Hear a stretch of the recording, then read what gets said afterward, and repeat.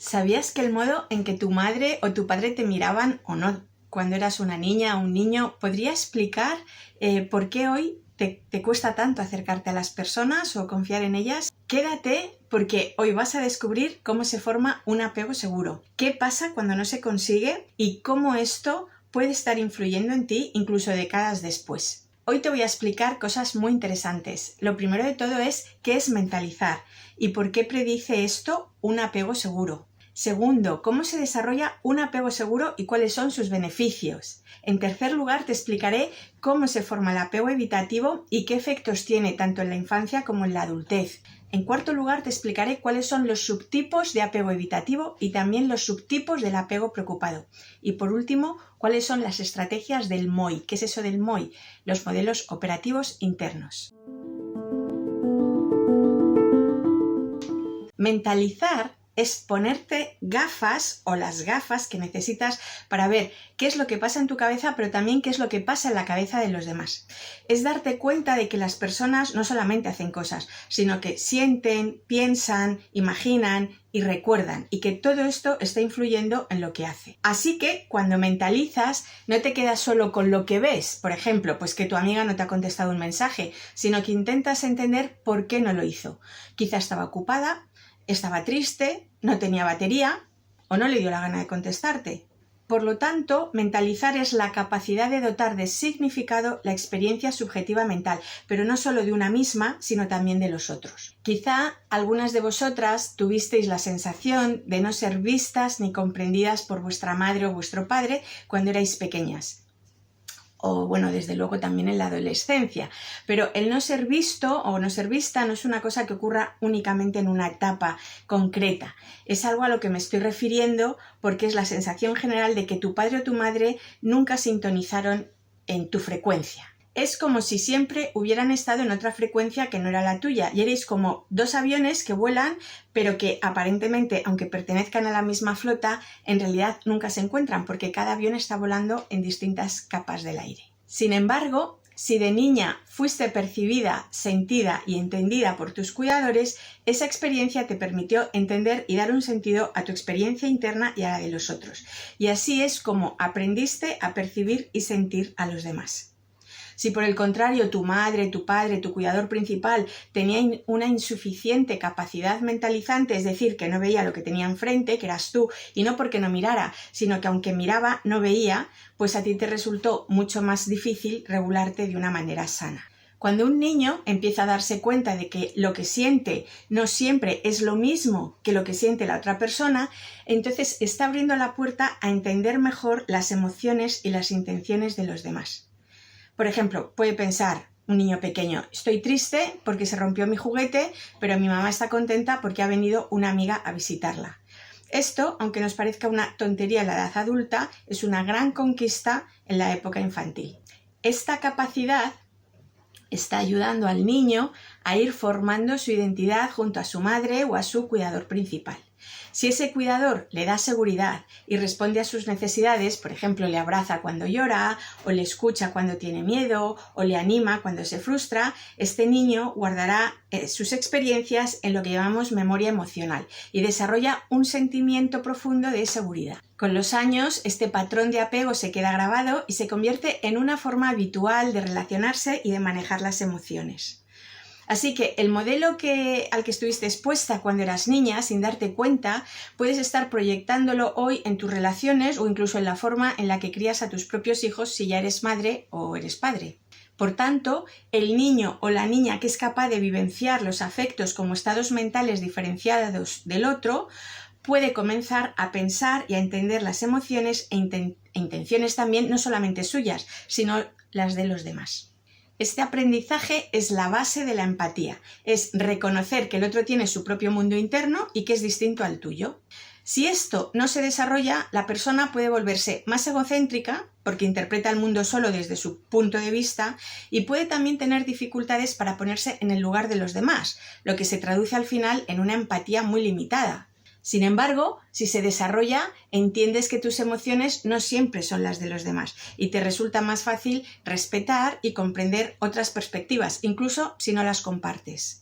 Podríamos decir que primero aprendes a separar lo que tú sientes de lo que siente el otro, esto es lo que alude a la empatía, y en segundo lugar, es decir, después, puedes reflexionar sobre por qué sientes tú así o por qué el otro siente distinto y qué hacer con esa información que tienes ahora.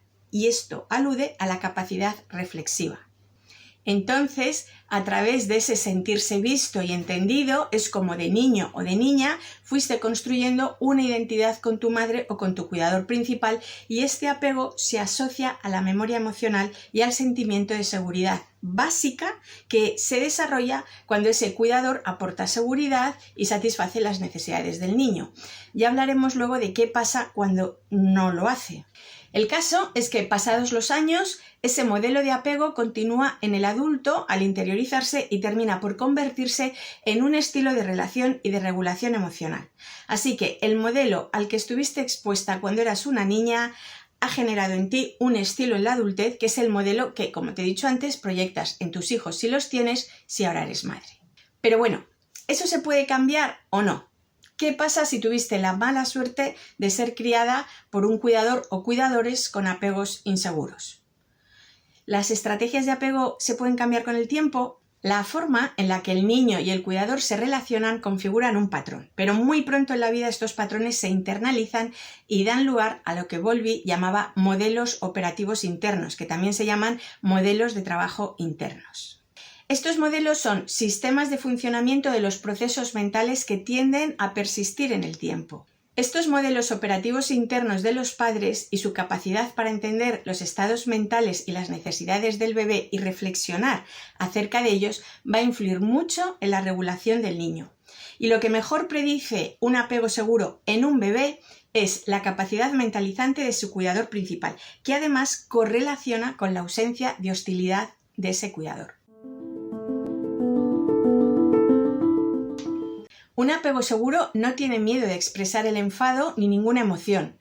Ya te decía en el episodio 1 que es importante no confundir un apego seguro con una relación donde todo es felicidad. Lo que ocurre en un cuidador con apego seguro es que se adapta con flexibilidad a los recursos y a las habilidades madurativas del niño, y el niño puede acercarse o distanciarse con libertad de la figura del cuidador. Puede desarrollar una autonomía saludable, equilibrada y adecuada a cada momento de su proceso madurativo. Habrá momentos en que los padres o los hijos quieran estar solos a veces, otras veces querrán estar acompañados, pero tanto unos como otros tienen la libertad para hacerlo sin que esto dañe la relación o el vínculo. Al revés, la fortalece. Aunque hay distintos subtipos de apego seguro, todos muestran relaciones positivas con el cuidador principal, regulación emocional y autonomía. Por otra parte, cuando te hablo del proceso madurativo del niño, me refiero a las etapas en el desarrollo del apego. Hablemos primero del apego seguro y luego te explico los patrones inseguros y desorganizados que se van a ir manifestando de un modo diferente en las distintas etapas. El desarrollo de un apego seguro supone la adquisición progresiva de una serie de hitos evolutivos. En la primera infancia tenemos autorregulación guiada porque el niño puede regularse pero a través de otro. Por ejemplo, un bebé llora porque tiene hambre, entonces la madre le abraza, le habla con voz suave y le da el biberón. Y el bebé se calma gracias a esa regulación que le proporciona el adulto. Aquí no puede calmarse solo, necesita a otro para regularse. En la edad preescolar hay más autosuficiencia. El niño o la niña ya va pudiendo hacer cosas por sí misma, por ejemplo. Una niña de 4 años que quiere ponerse los zapatos, antes necesitaba que se los pusieran y ahora lo intenta ella misma. A veces necesitará ayuda, por ejemplo, para atarse los cordones, pero ya puede completar parte de la tarea sin la intervención constante de un adulto. En la edad escolar ya vemos que realiza acciones de creciente dificultad sin ayuda. Por ejemplo, una niña de 8 años prepara su mochila para el colegio revisando la agenda y metiendo en la mochila todo lo que va a necesitar para el día. Antes lo hacían sus padres o debían de recordarle a ella, pero ahora lo puede hacer sola. En la adolescencia encontramos la individualización, porque el adolescente ya va teniendo un criterio y una perspectiva propia. Por ejemplo, un adolescente de 15 años escucha un comentario político en la cena y expresa su propia opinión, que es distinta a la de sus padres. Es decir, empieza a tener su propio criterio y a construir su identidad personal. Y por último, en el inicio de la edad adulta, el hito es la emancipación, en la que ya tiene una autonomía completa. Por ejemplo, una persona de 20 años se traslada a otra ciudad para estudiar o para trabajar, ya tiene que organizar su propia casa, pagar sus facturas y gestionar su tiempo sin depender de que sus padres le digan qué hacer.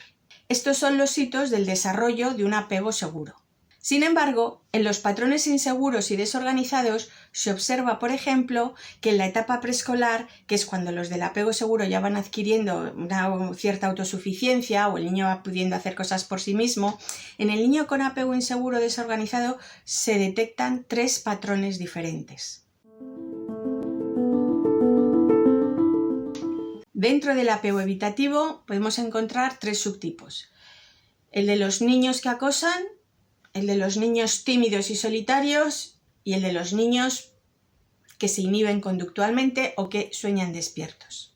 En el caso de los niños que acosan, hay estudios sobre bullying que muestran que los acosadores suelen tener mayores puntuaciones en escalas de apego evitativo, lo que sugiere que su agresividad puede estar vinculada a dificultades en formar una base emocional segura o en confiar en otros. Si hablamos de niños tímidos y solitarios, hay estudios observacionales que muestran que el retraimiento en la infancia está asociado con una historia de desapego emocional o una respuesta inconsistente por parte del cuidador.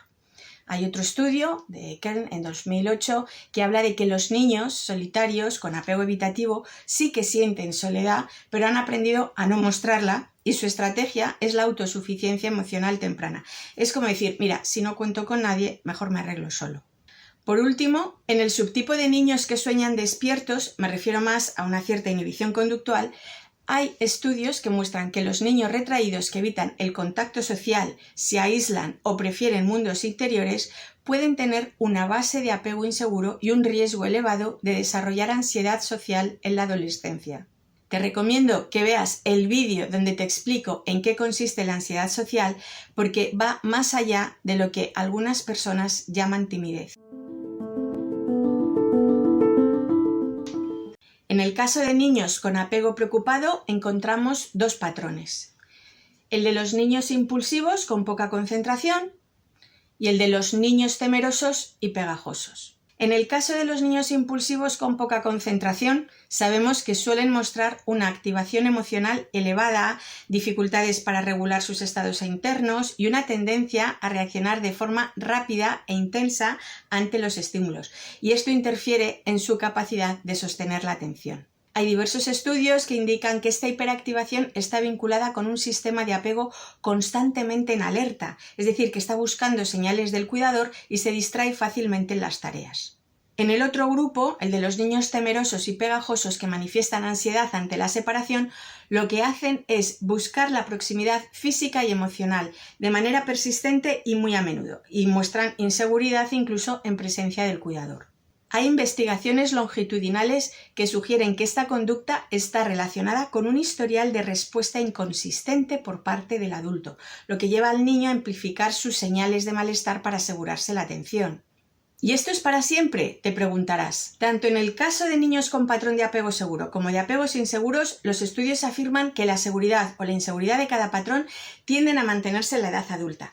Pero esto que os digo puede resultar muy descorazonador para los niños con apegos inseguros porque parece que les condena a no poder sanar nunca esa herida. Sin embargo, se ha demostrado que los niños con apegos inseguros tienen cierta posibilidad de adquirir seguridad si pasan tiempo con figuras saludables y consistentes. Ya te comenté en el episodio 1 de esta serie de apego, deberías de verlo si no lo has hecho ya, que los patrones de apego no son una patología, sino una forma de funcionamiento.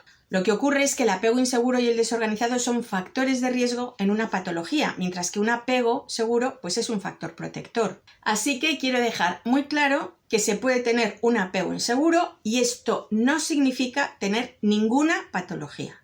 Pensad además que en las patologías intervienen otros factores, aparte del desarrollo en sí de los patrones de apego, como por ejemplo la regulación emocional, que es un factor presente en forma transversal en todas las patologías. Las personas con apegos desorganizados presentan respuestas contraintuitivas y no se regulan relacionalmente. Y las personas con apego evitativo usan estrategias de desactivación emocional, pero realmente a nivel fisiológico, bioquímico y no verbal, el estrés emocional sigue presente. Por ejemplo, en las personas con apego evitativo y apego preocupado se observan conductas internalizantes, mientras que en las personas con apego desorganizado se asocia más a un comportamiento externalizante. A ver, ¿qué significa esto de conductas internalizantes o externalizantes? Pues las internalizantes son comportamientos en los que las personas dirigen el malestar hacia adentro, es decir, se ve afectado principalmente su mundo interno. Incluye síntomas como la depresión, el retraimiento social, la autocrítica excesiva o la somatización. Estos síntomas suelen ser menos visibles para los demás, pero muy intensos para quien los vive. Es como si dijéramos que la procesión va por dentro. Las conductas externalizantes, por el contrario, son comportamientos en los que las personas expresan el malestar hacia afuera. Esto, naturalmente, impacta en su entorno, porque es muy visible y es evidente. ¿Y qué incluye? Pues agresividad, impulsividad, conductas desafiantes, problemas de abuso de sustancias, explosiones emocionales.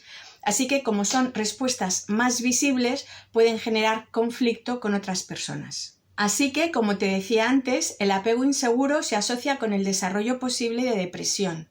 Los niños desorganizados presentan síntomas disociativos a lo largo de la infancia y la adolescencia, pero suelen tender a superar estos comportamientos en la edad adulta, a no ser que hayan sido abusados de algún modo cuando eran niños, en cuyo caso pues sí han mostrado experiencias disociativas significativas en adultos. En consulta solemos preguntar cuáles son las figuras en las que se apoya el paciente, en quién confía o con quién tiene buena relación, es decir, cuál es su red de apoyo. Esto es clave como factor protector. Cuando buscamos una base segura, recordad el episodio 2, donde os explico bien qué es una base segura y cómo se forma, pues es muy importante rescatar todas las experiencias con figuras que hayan podido dar apoyo al niño y aportar algo de seguridad o ser mínimamente fiables, porque ahí es donde va a estar esa base que ya está presente en las redes de memoria del paciente, desde donde el terapeuta va a poder actuar y trabajar en consulta y avanzar hacia la seguridad. Os explicaré en un próximo capítulo en qué consiste esto de las redes de memoria del paciente cuando hablamos de EMDR. Los niños que tuvieron padres evitativos se convirtieron en niños evitativos, porque cuando el apego no llega a ser seguro, las interacciones relacionales son más rígidas y estereotipadas y se convirtieron luego en adultos evitativos, porque ese es el modelo que aprendieron en su infancia. Solemos encontrar en estos adultos personas que se centran sobre todo en las acciones, que prestan poca atención a las emociones y a las necesidades afectivas de su alrededor, y además han aprendido a centrarse en sus propias necesidades, obligándose a ser muy autónomos. Estos adultos se enfadan abiertamente, incluso con bastante intensidad, o hasta cólera y resentimiento, por ejemplo, a los deseos de los hijos, a quienes les resulta fácil regañar. ¿Y por qué responden así? Pues porque cuando fueron niños sus necesidades no fueron atendidas, no fueron tenidas en cuenta y no se mentalizaron sus estados emocionales, así que no aprendieron a tolerar el malestar de sus hijos y lo evitan centrándose en las acciones. Ellos mismos se vieron obligados a satisfacer en solitario sus necesidades porque no eran vistas y cuando llegó el momento de la crianza de sus propios hijos, pues siguieron centrándose en sus prioridades y en obligaciones y ahora no son capaces de percibir las necesidades de los niños. Por lo tanto, suelen tener poco contacto físico con sus hijos y cuando lo tienen, este resulta un poco raro o intenso o hasta intrusivo. Es decir, los padres de este grupo tienden a mantener una cierta distancia tanto emocional como física con sus hijos. A este tipo de cuidador le falta tanto sensibilidad como capacidad de mentalización y no ha podido enseñar a sus hijos a explorar las emociones ni las sensaciones de su cuerpo porque ellos mismos tampoco aprendieron en su infancia que este fue un periodo en el que evitaron la intimidad y desarrollaron una aparente independencia. ¿Y por qué digo esto de aparente? Porque en realidad lo que hicieron fue ocultar su demanda y necesidad de apoyo y utilizaron otras estrategias más centradas en acciones para vincularse con sus propios padres, como por ejemplo alcanzar logros y metas. Así que estamos hablando de que lo que sus cuidadores o padres manejaban muy bien era el hemisferio izquierdo, es decir, todos los recursos y las habilidades más mentales, y eso lo potenciaron mucho, mientras que se desconectaron de sus emociones y de sus cuerpos y no potenciaron el desarrollo del hemisferio derecho. Esta desconexión corporal dificulta la capacidad de empatizar con el otro, porque si no eres capaz de leer tu propio cuerpo y tus propias sensaciones, es muy difícil que leas las del otro. Así que de niños aprendieron a tener una conducta neutra, es decir, que no llamara mucho la atención de sus cuidadores y cuando sentían malestar, en lugar de recurrir a sus figuras de apego en busca de protección o consuelo, lo que hacían era salir corriendo, esconderse, ocultarse y autorregularse. Simulaban que lo que había pasado no les había afectado y seguían adelante como si ese dolor o esa tristeza no existiera. Algunos de estos niños fueron ignorados y otros en cambio escucharon frases como por ejemplo: ¿en serio vas a llorar por eso? Que me da la risa.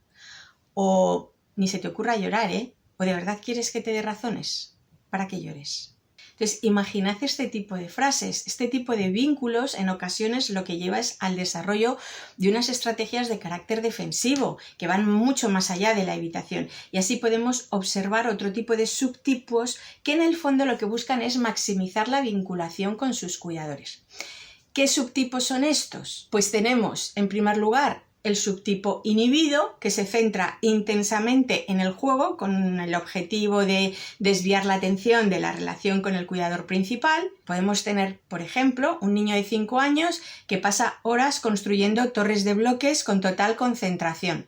Y si su madre intenta hablarle, o le pregunta algo, responde con frases muy cortas e inmediatamente vuelve al juego. Lo que está intentando es que la torre no se caiga, porque piensa que es más seguro que la torre no se caiga que no tener una relación con su madre. Entonces evita incluso su mirada. Tenemos un segundo subtipo, que es el del obediente compulsivo, que vive en estado de hiperalerta ante los movimientos y las expresiones del cuidador y entonces asiente y satisface sus demandas. Por ejemplo, una niña de 7 años que está siempre pendiente de su padre y está observando la cara, sus gestos, para anticipar cuál es su estado de ánimo e incluso se ofrece a ayudarle cuando no le ha pedido ayuda y, por ejemplo, le dice: papá, ¿quieres que te traiga agua? O que responde sí a todo. Aunque no lo quiera, lo que está haciendo al final es evitar sobre todo cualquier enfado o cualquier desaprobación y prioriza agradar antes que atender a sus propias necesidades. Y tenemos el tercer subtipo, que es el del cuidador impulsivo. Este es el que utiliza conductas complacientes que buscan contentar y cuidar a la figura de apego. Por ejemplo, una niña de 9 años que le prepara un bocadillo a la madre cuando la ve cansada, le da masajes en los hombros, le dice que no se preocupe de nada, como si la niña fuera la madre de su propia madre. Es decir, está actuando en un papel de cuidarla y animarla, ¿no? De cuidadora principal cuando no le corresponde. Los tres, tanto el subtipo inhibido como el obediente compulsivo como el cuidador impulsivo, comparten su inhibición y la evitación del afecto negativo. Para ser capaz de regularse, de autocalmarse, es necesario que el niño tenga un número suficiente y además con calidad suficiente de interrelaciones con la figura de apego. Por eso, en terapia, para ayudar a regular y a calmar la activación fisiológica del niño, lo que hacemos es ayudar a los padres a conectar y a leer la mente del niño para así mentalizar sus estados y atenderlos contingentemente, es decir, a ser más sensibles y a reflexionar más sobre los propios estados emocionales y mentales del niño. Por un lado, los padres deben aprender a estar disponibles consistentemente, a mentalizar y a atender los estados del niño. Y por otro lado, el niño consigue así lograr un dominio más adecuado en el manejo de sus propios recursos autorregulatorios. Es decir, no se asusta ante sus emociones, sabe relajarse, sabe respirar, sabe llevar la atención a un elemento al exterior para que le sirva para enraizarse y orientarse y para relativizar la experiencia y evocar situaciones en las cuales sí que fue acompañado y contenido por sus padres. El objetivo final es que el niño sea capaz de alternar entre dos formas de regulación, es decir, pedir ayuda sin depender solo del otro y calmarse, regularse solo porque ha introyectado a sus figuras de apego. Vamos a hacer memoria. ¿Recuerdas que en el episodio 2 de esta serie sobre apego te hablé sobre la base segura y los dos subprogramas que se activan con el sistema de apego? ¿Te acuerdas, no? El de exploración, cuando te lanzas a conocer el mundo, y el del apego, cuando buscas protección. Bueno, pues bien, en nuestra infancia aprendemos una especie de manual de instrucciones interno, que es lo que en psicología llamamos modelo operativo interno, MOI. Este manual guarda información clave sobre quiénes son nuestras figuras de apego, dónde encontrarlas, cómo suelen responder y lo más delicado de todo, si sentimos que somos aceptables o no para ellas. Si este manual se escribe de forma segura, es flexible y nos ayuda a manejar tanto la cercanía como la autonomía. Pero si se escribe con inseguridad, se vuelve rígido y entonces algo falla en el vínculo y el niño encuentra atajos para sobrevivir emocionalmente. Los evitativos apagan el modo apego y evitan la cercanía y piensan mejor solo que mal acompañado. Los preocupados apagan el modo exploración y se aferran al mejor pegado que perdido. Y aquí es donde entra en escena Mary Ainsworth con su famosa situación extraña y más adelante el modelo de Crittenden que nos da una radiografía precisa de estas estrategias de supervivencia en 4 estilos y que te conté en el episodio 3. Pero ahora, antes de cerrar este episodio, te voy a presentar a unas compañeras de viaje que nos van a acompañar cuando hablemos en el episodio 5 de las relaciones de pareja y de las relaciones entre adultos. Estas compañeras representan las 4 grandes estrategias que hemos visto hoy y aunque más adelante te contaré todas sus peculiaridades, hoy solamente quiero que les pongas cara. Esta es Silva, no Silvia, sino Silva, y vive en la estrategia A, es decir, la del apego evitativo. Ella prefiere guiarse por datos y consecuencias y si puede se salta todo lo emocional. De niña aprendió que mostrar sentimientos no servía de nada, así que los minimiza y piensa ¿para qué usarlos? Su nombre viene de la palabra silva, que significa matorral o zarza, es decir, es algo vivo, firme, bello, pero que marca límites claros. Está ahí, pero no es fácil acercarse. Esta otra es Fidelia, es la de la estrategia B, el apego seguro. Es la equilibrista del grupo. Combina lo emocional y lo racional sin distorsionar ni omitir nada. Escucha, valida y decide con cabeza y con corazón. Su nombre viene de fidelidad y confianza y refleja estabilidad, coherencia y lealtad. Esta otra es Cora. Ella encarna la estrategia C, la del apego preocupado.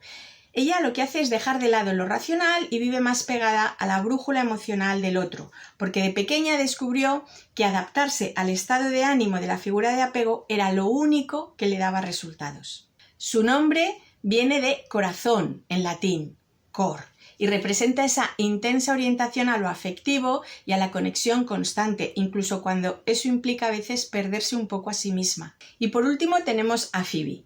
Bueno, Phoebe es un caso especial. Ella representa las estrategias AC o A/C que veíamos en Crittenden en el apego desorganizado y es una mezcla alternante a veces entre estar enredada entre lo evitativo y lo preocupado. Es un mapa emocional lleno de curvas y de giros inesperados. Ella misma se puso ese nombre en homenaje al personaje favorito de su serie más vista, a la que vio a lo largo de los años combinar espontaneidad, rareza y ternura, y que podía pasar del acercamiento intenso a la retirada brusca. Así que ya lo sabes, el modelo operativo interno es como un GPS emocional que dibujamos de niñas. Algunas lo llevan actualizado y claro, como Fidelia, y otras, como Cora, Silva o Phoebe, tienen mapas con desvíos, carreteras cortadas o rutas que parecen no llevar a ninguna parte. Pero recuerda que los modelos operativos internos también tienen que ver con aspectos atencionales de memoria y cognitivos, así como con patrones de lenguaje y estructuras mentales. En el próximo episodio te voy a contar cómo vive, piensa y siente cada una de ellas y quizá descubres cuál se parece más a ti o a alguien que conoces y cómo estas experiencias tempranas que tuviste en la infancia se convierten en patrones adultos y cómo influyen en tus relaciones, incluso en las de pareja. Suscríbete para no perderte el siguiente episodio.